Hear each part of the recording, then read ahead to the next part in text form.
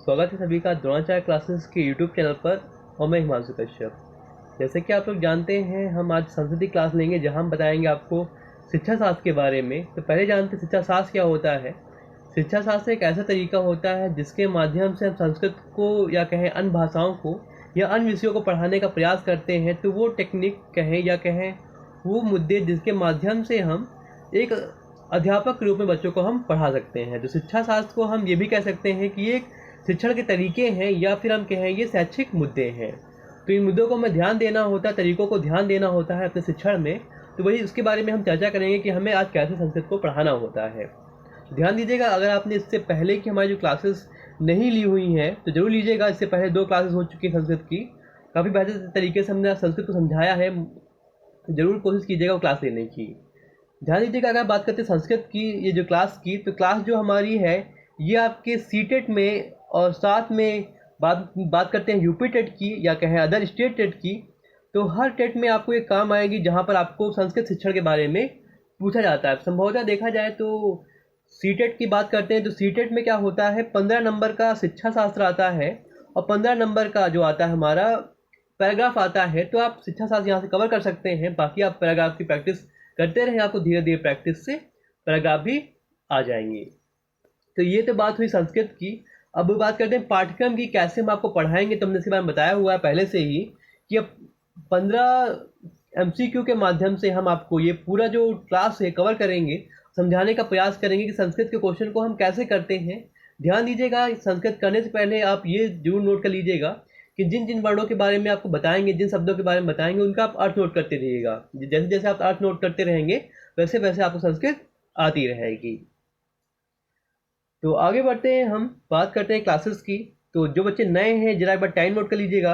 Classes का समय 12 बजे का है, मंगलवार को और शुक्रवार को। तो ये क्लासेस आपको मंगलवार को शुक्रवार को 12 बजे प्रत्येक सप्ताह आपको मिलती है। तो आप लोग टाइम नोट कर लीजिएगा और उसी के अकॉर्डिंग क्लास लीजिएगा। और जो बच्चे अभी हमारे चैनल को सब्सक्राइब नहीं किए हैं, जो नए हैं, चैनल को जरूर सब्सक्राइब करें और पूरी क्लास देखिएगा, तभी आपको बेनिफिट मिलेगा। और क्लास के बाद में अपना फीडबैक देकर जरूर जाइएगा। धन्यवाद। तो स्टार्ट करते हैं, हम बात करेंगे संस्कृत के शिक्षण की, जहाँ पर हमारा पहला प्रश्न होगा। पहला प्रश्न हमारा ये है, बहुत ही इजी प्रश्न है। भारतस्य संविधानस्य अष्टमाया सूच्यां वर्तमान काले कति भाषायां विद्यन्ते। तात्पर्य क्या है इसका कि भारत के संविधान की 8वीं यानी कि 8वीं सूचियां मतलब क्या होता है, अनुसूची में वर्तमान काल मतलब वर्तमान समय में कति यानी कि कितने, है ना जी, कितनी भाषा को विद्यमान यानी कि कितनी भाषा का स्वीकार किया गया है, कितनी भाषा विद्यमान है। तो पहला विकल्प है 20, दूसरा है 22, तीसरा है 24 और चौथा है 26। तो भाई ध्यान दीजिएगा, जो भी वर्तमान भारतीय संविधान की बात करते हैं तो यहाँ पर 22 भाषाओं का समावेश है। तो यहाँ पर हमारा बी विकल्प जो होगा वो सही होगा। आगे बात करते हैं प्रश्न संख्या 2 की। तो प्रश्न संख्या 2 कह रही है, ध्यान दीजिएगा आप लोग, एकः भाषा अध्यापका। हाँ जी, प्रश्न क्या है भाई, एका भाषाध्यापका सर्वेषां छात्राणाम् अधिगम शैलीनां आवश्यकतां समायोजयति शक्नोति। तो भाई इसका अर्थ क्या होता है, जरा ध्यान दीजिएगा। एका यानी कि एक, भाषाध्यापिका यानी कि भाषा का अध्यापक छात्रों के अधिगम के लिए, है ना, छात्राणाम अधिगम शैली, छात्रों के अधिगम शैली के लिए आवश्यकताएं समायोजित शक्नोति, मतलब बच्चों को क्या कर रहा है कि समायोजित कर रहा है कि बच्चे सीख सके। तो इसके लिए हमें क्या करना होता है, जब विकल्प को ध्यान देते हैं। पहला क्या है, पहला है प्रतिदिनम छात्राणाम आकलन कृत्वा, मतलब क्या है कि प्रतिदिन छात्रों का आकलन करना चाहिए। तो भाई ये तो विकल्प गलत हो गया, क्योंकि हमने बताया था आपको कि हमें प्रतिदिन आकलन नहीं करना है, हमें आकलन जो भी करना है वो नियमित रूप से करना है। भाई ध्यान दीजिएगा आप लोग, जो भी हमें आकलन करना है वो नियमित रूप से करना है। नियमित रूप से तात्पर्य क्या है कि आकलन का एक तरीका एक निश्चित होना चाहिए कि साप्ताहिक हो या मासिक हो या वार्षिक हो। ये नहीं है कि हमें पर डे बच्चे का मूल्यांकन करना है, आकलन करना है। हमें अगर मान लीजिए पर डे बच्चों का आकलन हम करेंगे तो बच्चे के अंदर क्या होगा, वो वो डर जाएगा कि भाई रोज रोज आकलन हो रहा है, रोज रोज गलतियां हमारी ढूंढी जा रही है, तो बच्चा सीख नहीं पाएगा, है ना जी। हमें बच्चों को सिखाना है, हमें आकलन पर कम से कम ध्यान देना है, तो ये विकल्प क्या हो जाएगा, गलत हो जाएगा।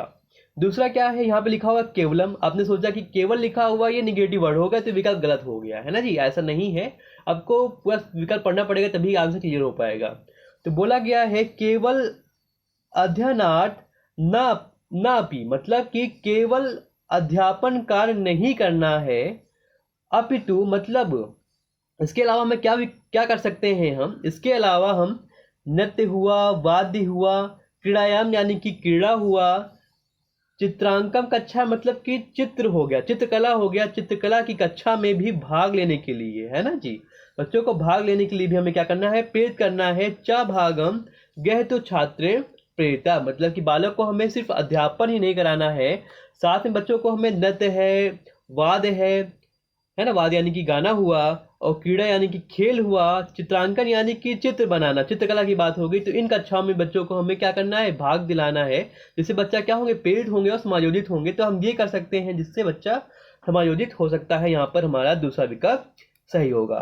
तीसरा चौथा कैसे गलत है, जरा ध्यान देते हैं। तीसरे में कहा गया है विभिन्न नाम शिक्षण विद्या पद्धति चा प्रयोगा कृत्वा, मतलब कि क्या है, विभिन्न प्रकार की शिक्षण विधि और चा मतलब और पद्धतियों का हमें प्रयोग करना है। तो भाई कोई बुराई नहीं है हमें, है ना जी, हमें क्या करना है, बहुत सारी शिक्षण विधियों का प्रयोग करना है और बहुत सारे पद्धतियों का प्रयोग करना है। लेकिन जब दूसरी लाइन देखते हैं तो दूसरी लाइन में लिखा है विभिन्न छात्राणाम आवश्यकतानुसारम विभिन्न आकलनों पाए, मतलब क्या है कि हमें बच्चों की आवश्यकता के अनुसार आकलन करना है। तो ये तो गलत हो गया ना बेटा, हमने पहले बताया था कि हमें बच्चों की आवश्यकता के अनुसार आकलन नहीं करना है। कभी भी बात होती है आवश्यकता अनुसार की, तो आवश्यकता अनुसार जो होता है बच्चे का शिक्षण होता है, सीखना होता है, ना कि आकलन होता है। आकलन जो होता है बच्चे की आवश्यकता अनुसार नहीं होता है, बच्चे की तो आवश्यकता अनुसार नहीं होता है। यहाँ पर शिक्षक को देखना होता है कि बच्चे का आकलन में कैसे करना है, बच्चे के अंदर क्या कमियां हैं। यहाँ पर हम बच्चे को ध्यान नहीं देंगे कि बच्चा कह रहा है सर हम ये सीखना चाह रहे हैं, इसका आप रिजल्ट मत दीजिए या इसका रिजल्ट दीजिए, तो हमें ऐसा नहीं करना है। बच्चों का आकलन सही तरीके से करना है, अपने स्तर पर करना है। ध्यान दीजिएगा, बच्चे का आकलन कभी भी करते हैं तो आकलन में बच्चे की आवश्यकता नहीं होती है, शिक्षक ही आकलन करता है, ठीक है। तो वहाँ पर बच्चों का कोई रोल नहीं होता है, तो यहाँ पर ये विकल्प भी गलत हो जाएगा। चौथा क्या है, प्रत्येकम शब्दम पाठित्वा, मतलब प्रत्येक शब्द को पढ़कर अनुवादम कृत्वा, उनको क्या करना, अनुवाद करवाना है।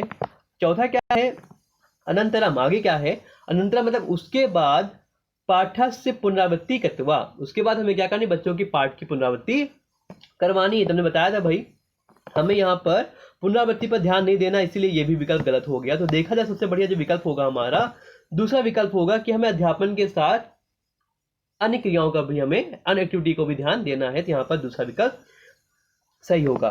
बढ़ते हैं क्वेश्चन नंबर 3 की ओर। तो क्वेश्चन नंबर 3 क्या कह रहा है भाई, कह रहा है संविभाग विषय का उक्ति समीचीना। अब पहले तो हम जान लेते हैं संविभाग का तात्पर्य क्या होता है। तो संविभाग को बोलते हैं पोर्टफोलियो। क्या बोलते हैं भाई, पोर्टफोलियो बोलते, काफी आवश्यक है, आप लोग उसको नोट कर लीजिएगा क्योंकि पोर्टफोलियो के बारे में एग्जाम में कई बार आया हुआ है। तो संविभाग का अर्थ होता है पोर्टफोलियो।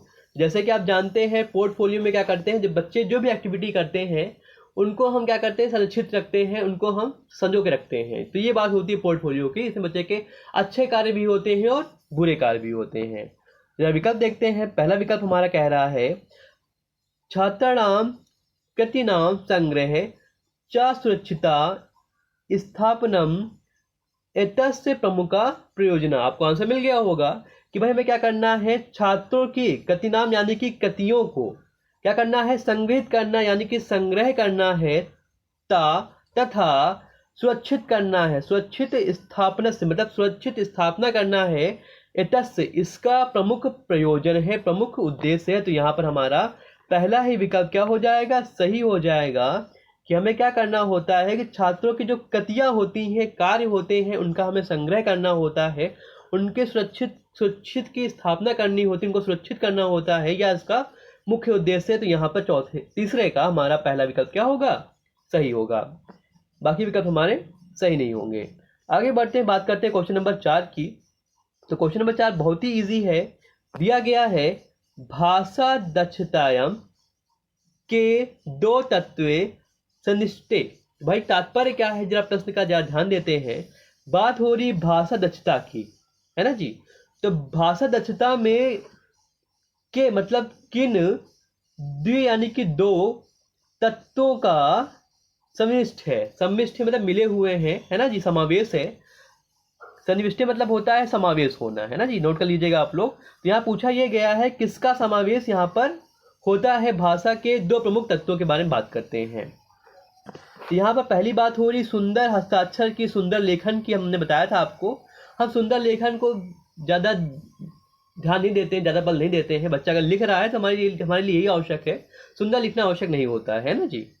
और दूसरा क्या है, शुद्धता, धारा प्रवाह। तो भाई धारा प्रवाह पर हम ध्यान नहीं देते हैं, शुद्धता पर हम ध्यान नहीं देते हैं। बच्चा अगर बोल पा रहा है, सही से बोल पा रहा है, तो हमारे लिए जरूरी है बच्चा स्पष्ट बोलना चाहिए भाई, है ना जी। स्पष्टता पर हम ध्यान देते हैं, लेकिन धारा प्रवाह पर हम ध्यान नहीं देते हैं। और तीसरा जो विकल्प हमारा है, द्रुत पठनम क्रम वीक्षणम चा। मतलब कि हमें द्रुत पाठन करवाना है, साथ में क्रम वीक्षण करवाना है। तो भाई यहाँ पर तीसरा विकल्प हमारा सही होगा। और चौथा क्या है, योग्यम उच्चारम गंभीर से पठनम चात। भाई हमें उच्चारण पर हमें ध्यान नहीं देना होता, इसीलिए हमारा चौथा विकल्प गलत हो जाएगा। अब बात करते हैं हमारा तीसरा विकल्प जो सही है वो कैसे होगा, जरा इस पर हम चर्चा करते हैं। तो पहला दिया गया है द्रुत पठनम। द्रुत पठनम क्या क्या अर्थ होता है, शीघ्रता से पढ़ना। भाई नोट कर लीजिएगा आप लोग। हाँ जी, द्रुत पठनम का अर्थ होता है शीघ्रता से पढ़ना, जिसको इंग्लिश में बोलते हैं स्कीमिंग बोलते हैं, है ना जी। तो यहाँ पर हम क्या करते हैं, चीज़ों को शीघ्रता से पढ़ते हैं। तो आप जैसे जानते होंगे, जब भी कभी हम शीघ्रता से पढ़ते हैं किन्हीं चीज़ों को, तो वहाँ पर हम ध्यान देते हैं कि उस कंटेंट में या कहें उस पद्य में फैक्ट क्या है। जो मूल कंटेंट है हमारा, जो पढ़ रहे हैं हम उसको, उसमें हमारा जो फैक्ट होता है ना जी। कहें कि इसका सन क्या होगा, इसमें कौन से इंपॉर्टेंट डेट हैं, कौन से इंपॉर्टेंट नाम है, किसके बारे में चर्चा हो रही है ना। तो शीघ्रता से पढ़ने से हम ये चीज़ें जान सकते हैं, है ना जी। लेकिन अगर हम बात करते हैं क्रम वीक्षण की, किसकी, क्रम वीक्षण की, तो क्रम वीक्षण का अर्थ ही होता है, क्या होता है, क्रम से पढ़ना भाई, क्रम से पढ़ना। इसको हिंदी में बोलते हैं स्कैनिंग, सॉरी इसको इंग्लिश में बोलते हैं स्कैनिंग। तो स्कैनिंग में जानते होंगे, जैसे कि आप कहीं बाहर जाते हैं तो वहाँ पर स्कैनिंग होती है। तो स्कैनिंग एक स्लो प्रोसेस होती है। यहाँ पर क्या होता है, धीरे धीरे आपको पूरी बॉडी को स्कैन किया जाता है ना जी। तो यहाँ पे हम चीज़ों को क्रम से पढ़ते हैं, है ना जी। तो ध्यान दीजिएगा, स्कैमिंग कह रहे हैं, स्कैनिंग कहना चाहिए हमें, है ना। स्कैनिंग यानी कि क्रम वीक्षण, जहाँ पर हम क्रम से चीज़ों को सीखते हैं। ठीक है, पहले हम पूरा पैराग्राफ पढ़ेंगे और उस पैराग्राफ का हम अर्थ निकालेंगे, है ना जी। यहाँ बात आती है अर्थ की। जैसे कि कभी कभी एग्जाम में पूछा जाता है प्रश्नों में, जैसे पैराग्राफ में प्रश्न आते हैं कि पूरा पैराग्राफ पढ़ लिया आपने, तो पूछते हैं कि इस पाठ का या इस गद्यांश का शीर्षक क्या होना चाहिए। तो भाई शीर्षक आप तभी निकाल पाएंगे जब आपने पूरे तरीके से क्रमवार पढ़ा होगा। तो ये बात होती है अर्थ के निर्माण की, यहाँ पर हम क्रम से चीज़ों को सीखते हैं। तो समझ गए होंगे आप लोग। जो हमारा द्रुत पठन होता है, यहाँ पर हम शीघ्रता से पढ़ते हैं, फैक्ट को, कंटेंट को ढूंढते हैं। और दूसरा हमारा क्रमवीक्षण होती है, जहाँ पर हम अर्थ पर ध्यान देते हैं, हम आराम से धीरे धीरे पढ़ते हैं और अर्थ का ग्रहण करते हैं, ये बात होती है। तो यहाँ पर हमारा तीसरा विकल्प सही होगा कि जो दो तत्व हैं काफ़ी महत्वपूर्ण होते हैं भाषा को समावेश करने के लिए, यहाँ पर हमारा तीसरा विकल्प सही होगा। आगे बढ़ते हैं, हम बात करते हैं प्रश्न संख्या 5 की। तो प्रश्न संख्या 5 क्या कह रहा है, ध्यान दीजिएगा आप लोग। दिया गया है छात्राम लेखन कौशलस्य आकलनार्थ शिक्षिका प्रमुखतया ध्यानम ददाति।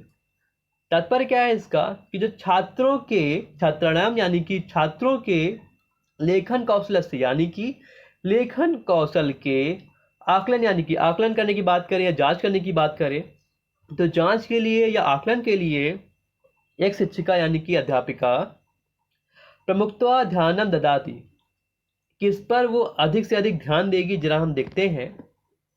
तो पहला हमारा है शुद्ध वर्तनी, यानी कि शुद्ध वर्तनी। हमने बताया था आपको हमें शुद्ध वर्तनी पे ध्यान देना ही नहीं है, तो ये हमारा पहला विकल्प क्या हो गया, ऐसे ही गलत हो गया। दूसरा है व्याकरणम, हाँ व्याकरण दृष्ट्वा शुद्ध वाक्य रचनायाम। तो तात्पर्य क्या है इसका, कि व्याकरण की दृष्टि से हमें शुद्ध वाक्यों की रचना करनी होती है, तो ये भी गलत हो गया क्योंकि हम व्याकरण पर ज़्यादा ध्यान नहीं देते हैं और शुद्ध वाक्यों पर भी हम ज़्यादा ध्यान नहीं देते हैं। लेकिन तीसरा क्या है, विचाराणाम अभिव्यक्तो, विचारों की अभिव्यक्ति पर हम ध्यान देते, यही हमारा क्या होता है, लेखन कौशल होता है। तो ध्यान दीजिए, कभी भी अगर लेखन कौशल की बात होती है तो वहां पर बात होती विचारों की अभिव्यक्ति की, मतलब बच्चा अपने विचारों को अच्छी तरीके से प्रकट कर पा रहा है, तो वही हमारा क्या है, लेखन है। बच्चा लेखन अच्छी तरीके से कर पा रहा है, इससे हम बच्चे का आकलन कर पाएंगे। जैसे मान लीजिए बच्चों को हमने निबंधात्मक प्रश्न दिया हुआ है, बच्चों से पूछा हुआ है इसके बारे में नोट लिख के दिखाइए हमें, तो जो बच्चा जितनी बेहतर तरीके से लिख पाएगा हम जान पाएंगे कि उसका लेखन जो कौशल है कितना बेहतर है या कितना बेहतर हो सकता है।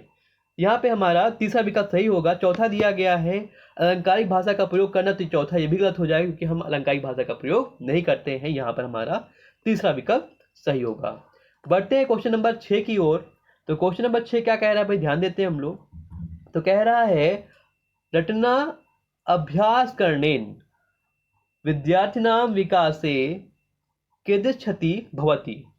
भाई पहले जो क्वेश्चन का हम मतलब समझते हैं। तो क्वेश्चन कह रहा है रटन अभ्यास के कारण, है ना जी, रटन अभ्यास कारणेन यानी कि रटन अभ्यास के कारण विद्यार्थी नाम यानी कि विद्यार्थी विकास से बच्चों का विकास की क्षति भवती, किस पर क्षति होती है, बच्चों के विकास पर किस पर क्षति होती है, बच्चे अगर रट के याद करते हैं। तो भाई ध्यान दीजिएगा, तो यहाँ पर देखिएगा हमारा जो विकल्प है दूसरा वाला ये बिल्कुल सही होगा। कैसे सही होगा जरा हम एक बार देख लेते हैं। दूसरा विकल्प बोल रहा है ते ते अध्ययनोपरि समुचित ध्यानम दातुम आवश्यकता भवती। भाई होता क्या है, बच्चे अगर चीज़ों को रटकर याद करते हैं, है ना, तो वो अध्यापन पे समुचित रूप से ध्यान नहीं दे पाते हैं। ते अध्ययनोपरि मतलब वो अध्ययन पर समुचित, समुचित मतलब कि पूर्ण रूप से समुचित रूप से ध्यान देने में क्या होते हैं, अशक्त यानी कि असमर्थ होते हैं।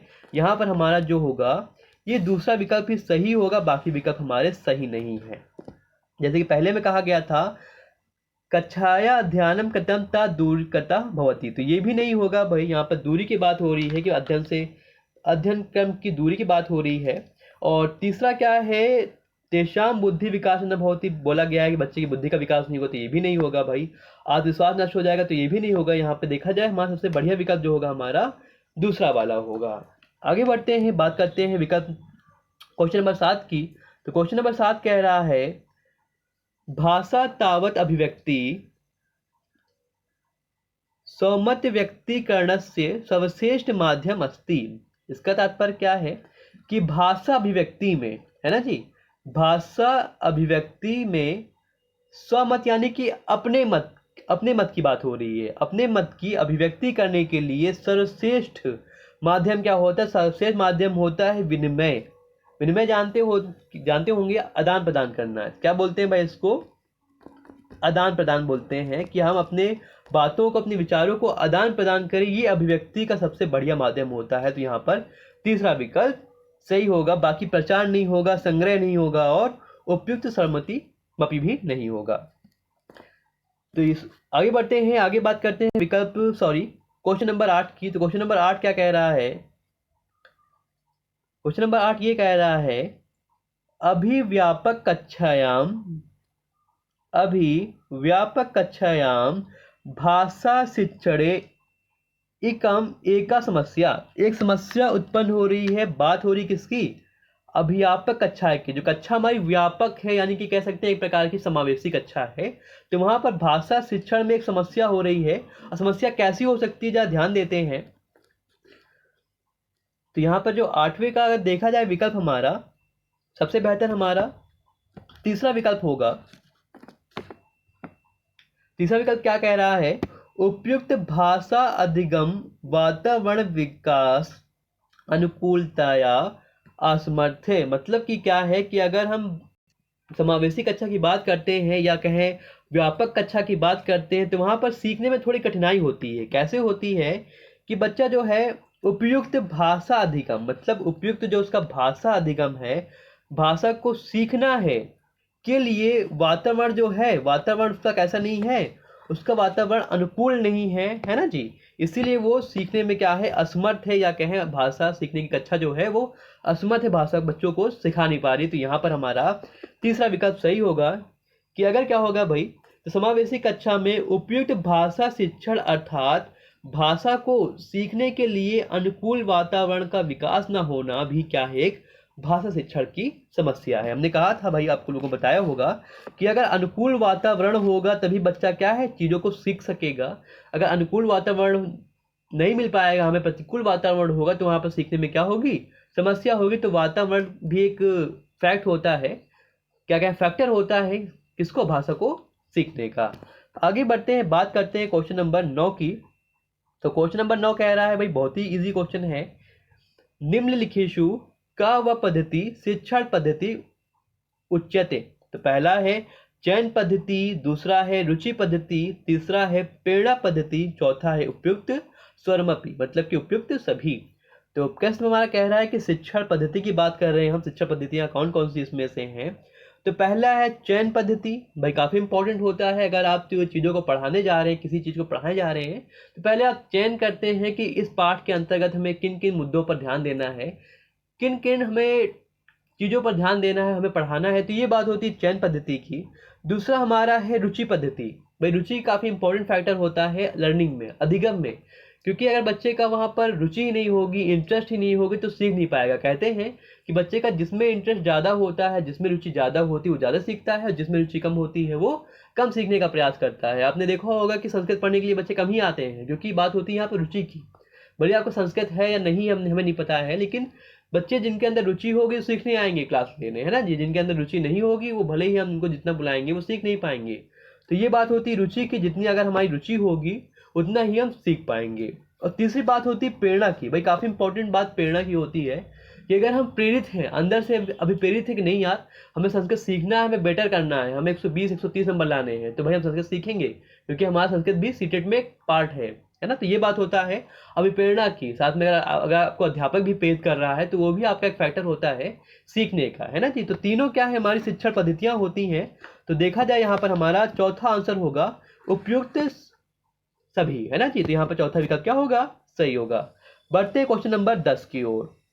तो क्वेश्चन नंबर 10 क्या कह रहा है, यदा छात्राम विरामदिश्य चिन्हे विषयक कौशलम वर्धन्तनम शिक्षिकाय भवन्ति तदाते। अब आपने देखा, समझ में आ रहा होगा प्रश्न को, जब छात्र, है ना, यदा छात्रा विराम चिन्ह, मतलब कि बच्चा क्या कर रहा है, विराम चिन्हों का प्रयोग कर रहा है ना जी। तो ये किस कौशल के संवर्धन की बात हो रही है, हमें ये ध्यान देना है। ध्यान दीजिएगा, समझ में आ गया होगा आपको। बच्चा का विराम चिन्हों का प्रयोग कर रहा है, इसका तात्पर्य ये है कि बच्चे के भाषा विकास जो है बढ़िया हो चुकी है ना जी। बच्चा भाषा को सीख चुका है, अब वो विराम चिन्हों के बारे में, यानी कि भाषा की बारीकियों के बारे में सीख रहा है। ठीक है, अब बच्चे कहेंगे भाई यहाँ पर अगर हम बात करते हैं तो भाई संभाषण कौशल भी सही होगा, सृजनात्मकता भी सही होगा, अधिगम कौशल भी सही होगा, अधिगम कौशल सुदृढ़ होता है तो ये भी सही होगा। तो क्या तीनों विकल्प हमारे सही होंगे, बताइएगा भाई आप लोग। यहाँ पर तीनों विकल्प सही नहीं होंगे। यहाँ पर सही जो विकल्प होगा हमारा चौथा वाला होगा, लेखन शुद्धता प्राप्त्यंशी। बच्चा क्या करना चाहता है, अपने लेखन को शुद्ध करना चाहता है ना बेटा। क्योंकि तात्पर्य यहाँ पर ये आ रहा है, बच्चा लेखन कर लेता है तभी तो वो विराम चिन्हों का प्रयोग कर रहा है, तभी तो वो अलंकारों का, छंदों का, कई चीज़ों का प्रयोग करेगा, व्याकरण का प्रयोग करेगा, है ना जी। तो अगर बात करते हैं हम व्याकरण की बारीकियों की बात करते हैं, अगर बच्चा व्याकरण की बारीकियों को सीख रहा है, व्याकरण को सीख रहा है, तो वो क्या कर रहा है, अपने लेखन में शुद्धता को सीख रहा है, अपने लेखन में शुद्धता ला रहा है। तो यहाँ पे हमारा चौथा विकल्प सही होगा। बाकी हमारे पहले, दूसरे, तीसरे विकल्प नहीं सही होंगे, क्योंकि पहले बात हो रही है कि संभाषण कौशल को बढ़ाया जाए, दूसरे बोला जा रहा है कि सृजनात्मकता को बढ़ाया जाए, तीसरा बोला गया अधिगम कौशल को सुदृढ़ किया जाए। तो तीनों विकल्प नहीं होंगे। अगर तीनों विकल्प की बात करते तो वहाँ हम बात करते भाषा की। ठीक है, अगर बच्चा अपनी भाषा को सीख रहा होता, है ना जी, अगर बच्चा अपनी भाषा को सीख रहा होता, भाषा की बात करते, तो यहाँ पर हमारे पहले, दूसरा, तीसरे विकल्प सही होते हैं। लेकिन पर्टिकुलर यहाँ पर लेखन कौशल की बात हो रही है, विराम चिन्हों की बात हो रही है, तो यहाँ पर हमारा चौथा विकल्प क्या होगा, सही होगा। बढ़ते हैं क्वेश्चन नंबर 11 की ओर। तो क्वेश्चन नंबर 11 कह रहा है, भाषायाम निरंतर समग्र मूल्यांकनार्थ कस्योपरि बलम देयम। तो भाई यहाँ कहा गया है कि भाषा के निरंतर समग्र मूल्यांकन में कस्योपरि बलम देयम, किस पर हमें बल देना होता है, जा देखते हैं। तो पहला है शुद्ध उच्चारण। हमने बताया था भाई हमें शुद्ध उच्चारण पर ध्यान देना ही नहीं है, जहां पर शुद्ध लिखा हो तो पहले हम काट देते हैं। बच्चा कभी परिपूर्ण नहीं हो पाता है कि चीजों को वो शुद्ध रूप से सीख सके, है ना जी। तो जहां पर भी शुद्ध लिखा होता है वो विकल्प क्या होगा, गलत होगा। दूसरा क्या है, विभिन्न संदर्भेशु, मतलब कि विभिन्न संदर्भ में भाषा प्रयोग समर्थम, मतलब कि बच्चा जो है विभिन्न संदर्भ में भाषा का प्रयोग करने में समर्थ है, तो यहाँ पर हम बच्चे का मूल्यांकन अच्छी तरीके से कर सकते हैं। यहाँ पर हमारा दूसरा विकल्प क्या होगा, सही होगा। तीसरा है उत्तम शब्दावली। भाई हमने बताया था आपको, उत्तम शब्दावली की बात करें हम, शुद्ध शब्दावली की बात करें, हमें चीजों का प्रयोग नहीं करना है, ठीक है। हमें सरल शब्दों का प्रयोग करना है जिससे बच्चा सीख सके। हमें उत्तम शब्दों का प्रयोग नहीं करना है, उत्तम वर्णमाला का प्रयोग नहीं करना है। चौथा है परियोजना कार्य। तो परियोजना कार्य देने की आवश्यकता नहीं है। हम यहाँ पर अगर बच्चों को अवसर देंगे भाषा प्रयोग करने की, तो बच्चा क्या चीज़ों को धीरे धीरे सीखेगा, अधिक से अधिक तरीके से सीख सकेगा। यहाँ पर हमारा 11वीं का दूसरा विकल्प क्या होगा, सही होगा। आगे बढ़ते हैं, बात करते हैं हम प्रश्न संख्या 12 की। तो 12 क्या कह रहा है जरा देखते हैं हम। 12 प्रश्न बहुत ही इजी है। बहुभाषिकता क्या होती है, तो भाई पहला है भाषा अधिगम में एक का महत्वपूर्ण संसाधन। तो पहले में बोला गया है कि जब भाषा अधिगम का एक महत्वपूर्ण संसाधन होता है। दूसरा बोला गया है अधिगम में समस्या सृष्टि करोती, मतलब अधिगम में समस्या का सृजन करती है, सृष्टि करती है, निर्माण करती है। तीसरा कह रही है एक बाधा है भाई, है ना जी। तो आप जानते होंगे जो हमारा बहुभाषिकता होती है ये समस्या नहीं होती है, ये क्या होती है, संसाधन होती है, ठीक है। अगर मान लीजिए आपकी एक क्लास में कई बच्चे हैं जो अलग अलग भाषा का प्रयोग करते हैं, तो आपका कर्तव्य बनता है कि आप सभी बच्चों की भाषाओं को, सभी बच्चों की मातृभाषाओं को, प्रांतीय भाषाओं को सीखने का प्रयास करें और उसी आधार पर हम बच्चों को क्या करें, शिक्षण दें। तो पहली बात तो ये अध्यापक की हो गई। अब बच्चों की बात करते हैं, तो बहुभाषिकता का अर्थ ये होता है कि बच्चे अलग अलग भाषाओं का प्रयोग कर रहे हैं।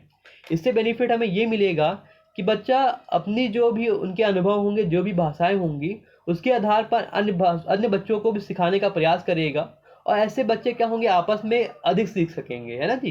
तो बहुभाषिकता से बच्चे अधिक सीख सकते हैं, बच्चे का यहाँ पर संज्ञान का स्तर बढ़ता है ना जी। तो ये हम कह सकते हैं कि ये एक प्रकार का संसाधन है, ना कि एक समस्या है। तो यहाँ पर हमारा पहला विकल्प क्या होगा, सही होगा। बढ़ते हैं आगे, बात करते हैं क्वेश्चन नंबर 13 की। तो क्वेश्चन नंबर 13 कह रहा है हमारा दिव्यांगनम, यानी कि बच्चा कैसा है, विकलांग है। तो दिव्यांगनम लेखन कौशल वर्धने, लेखन कौशल के वर्धन में यानी कि वृद्धि करने में कस्य आवश्यकता भवंती, किसकी आवश्यकता होती है, हम यहाँ बात करते हैं। बात कर रहे हैं एक बच्चा जो दिव्यांग है, दिव्यांग यानी क्या कह सकते हैं, विकलांग कह सकते हैं। तो विकलांग बालक के लेखन कौशल को बढ़ाने के लिए हमें क्या करना चाहिए, जरा देखते हैं हम। तो पहला है समाचीन शब्द वल्याम प्रयोगम। तात्पर्य क्या है इसका, देखिए समाचीन का अर्थ जान लीजिएगा। समाचीन का अर्थ होता है प्रचलित। क्या अर्थ होता है, प्रचलित होता है कि हमें क्या करना है, प्रचलित शब्दों का प्रयोग करना है। भाई अगर प्रचलित शब्दों का प्रयोग करेंगे, जो शब्द दैनिक भाषा में प्रयोग किए जा रहे हैं, जिनका नियमित रूप से प्रयोग करते हैं, अगर हम उन शब्दों का प्रयोग करेंगे तो बच्चा क्या होगा, धीरे धीरे सरलता से चीजों को सीख सकेगा, है ना जी। अगर हम कठिन शब्दों का प्रयोग करेंगे बच्चा नहीं सीख पाएगा, क्योंकि बच्चा ऑलरेडी ही क्या है, दिव्यांग है, सीखने में उसको थोड़ी सी कठिनाई है। तो हमें क्या करना है, बच्चे को प्रचलित या कहें समाचीन शब्दों का प्रयोग कराना है, जिससे बच्चा सरलता से लेखन क्रिया को संपन्न कर सकता है। सुंदर राइटिंग पर हम ध्यान नहीं देते हैं, सुंदर लेखन पर हम ध्यान नहीं देते हैं, दूसरा विकल्प गलत होगा हमारा। तीसरा है विचारण मौलिकता। तो मौलिकता की, विचारों की मौलिकता पर भी ध्यान नहीं देते, क्योंकि बच्चा सीखने में कमजोर है, तो वो अगर चीज़ों को सीख पा रहा है तो हमारे लिए यही इंपॉर्टेंट है। हम विचारों की मौलिकता पर हम ध्यान नहीं देते हैं, सृजनात्मकता पर हम ध्यान नहीं देते हैं। और प्रतीकों का प्रयोग हम कम से कम करेंगे, क्योंकि बच्चा प्रतीकों को नहीं समझ सकेगा, बच्चा विकलांग है हमारा यहाँ पर। तो हमें क्या करना है, बच्चों को हमें सरलता से सिखाने का प्रयास करता है, हमें प्रचलित शब्दों को सिखाना होगा। तो हमारा पहला ही विकल्प क्या होगा, सही होगा। आगे बात करते हैं क्वेश्चन नंबर 14 की। तो क्वेश्चन नंबर 14 हमारा कह रहा है, भाई क्या कह रहा है, भाषायाम व्याकरणम शिक्षणम, भाषा के व्याकरण शिक्षण के लिए कस्य समीकरणाय सहायकम भवति, किस समीकरण की आवश्यकता ज्यादा होती, जरा हम ध्यान देते हैं भाई। देखिएगा प्रश्न में बोला गया है व्याकरण शिक्षण की, ठीक है जी। तो अगर व्याकरण की बात करते हैं, तुमने बताया था वहां पर क्या होगा, शुद्धतया होगा भाई, है ना जी। हम किस पर ध्यान देते हैं, उसकी शुद्धता पर ध्यान देते हैं। पहला हमारा संख्या हो गया, संख्या पर ध्यान नहीं देंगे। दूसरा साक्षरता हो गया, तो साक्षरता पर ध्यान नहीं देंगे हम। वाक्य प्रवाह पर ध्यान नहीं देंगे हम ध्यान किस पे देंगे, शुद्धता पर, ठीक है। क्योंकि पर्टिकुलर यहाँ पर व्याकरण की बात हो रही है। हमने कहा था अगर भाषा की बात करते हैं, भाषा सीखने की, तो भाषा सीखने में व्याकरण का ध्यान नहीं देते हैं, लेकिन पर्टिकुलर अगर हम व्याकरण की बात करेंगे तो वहां पर शुद्धता की बात करते हैं, व्याकरण की शुद्धता की, व्याकरण की बारीकियों की, है ना जी, विराम चिन्हों की, और भी कई चीजें उनका हम ध्यान देते हैं। तो यहाँ पर 14वें का हमारा तीसरा विकल्प सही होगा। अब बढ़ते हैं क्वेश्चन नंबर 15 की ओर। तो क्वेश्चन नंबर 15 हमारा क्या कहता है, देखते हैं एक बार हम लोग। तो क्वेश्चन नंबर 15 हमारा कह रहा है, भाषायां मूलकस्य मूल्यांकन से मुख्य उद्देश्य का स्यात्। भाई अगर आपने पूरा क्लास ली हुई होगी तो अंत में हम आपका मूल्यांकन का प्रश्न पूछते हैं, जिससे हम आपका मूल्यांकन कर सके कि आपने चीज़ों को सीखा है कि नहीं सीखा है। तो फिर प्रश्न में पूछा गया है कि भाषा के मूल्यांकन का जो मुख्य उद्देश्य होता है क्या होता है, जरा ध्यान देते हैं। तो भाई मुख्य उद्देश्य हमारा ये होता है कि बच्चे की गलतियों को हम क्या करें, समझने का प्रयास करें, है ना जी। पहला है उपलब्धि नाम आकलन, बच्चों की उपलब्धि का आकलन करें। तो भाई उपलब्धि का आकलन हम नहीं करते हैं हम।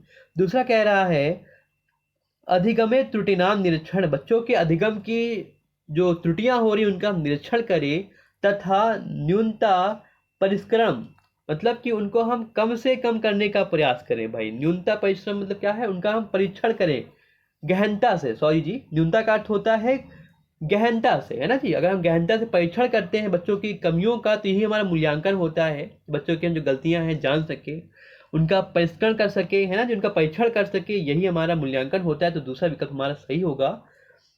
और तीसरा दिया गया है त्रुटि नाम अन्वेषण, त्रुटियों की खोज नहीं करना है हमें, गलतियों को कम भी करना होता है ना जी। और चौथा क्या है, चौथा है प्रोन्नति। भाई प्रमोशन की बात हो रही तो भाई हमें प्रमोशन नहीं कराना होता कि बच्चा चीज़ों को हम सीख चुका है, उसको अगली क्लास में भेजना है हमको, इसलिए हम उसका हम मूल्यांकन करते हैं। तो ऐसा नहीं है भाई, हमारा दूसरा विकल्प हमारा सबसे सही होगा। कैसे सही होगा भाई, कि भाषा के मूल्यांकन का जो मुख्य उद्देश्य होता है अधिगम के त्रुटियों का निरीक्षण करना होता है और उसका गहनता से परीक्षण करना होता है। भाषा का मूल्यांकन तभी समुचित प्रकार से हो सकता है जब उसमें व्यापक छोटी छोटी बारीकियों को खोजा जा सके। तो यहाँ पर हमारा दूसरा विकल्प सही होगा। तो ये हमारी आज की क्लास कंप्लीट हो गई। और ध्यान दीजिएगा, अगर आपको क्लासेस अच्छी लगी हैं तो चैनल को जरूर सब्सक्राइब कीजिएगा, लाइक कीजिएगा और बेल आइकन को प्रेस कीजिएगा, जिससे आपको नोटिफिकेशन पर डे आपको टाइम टू टाइम मिलती रहेंगी। और जो बच्चे नए हैं एक बार टाइम को नोट कर लीजिएगा, मंगलवार को शुक्रवार को ये क्लासेस होती हैं। तो आज अभी के लिए इतना ही, धन्यवाद। सभी लोग लाइक जरूर कीजिएगा, कमेंट जरूर कीजिएगा, धन्यवाद।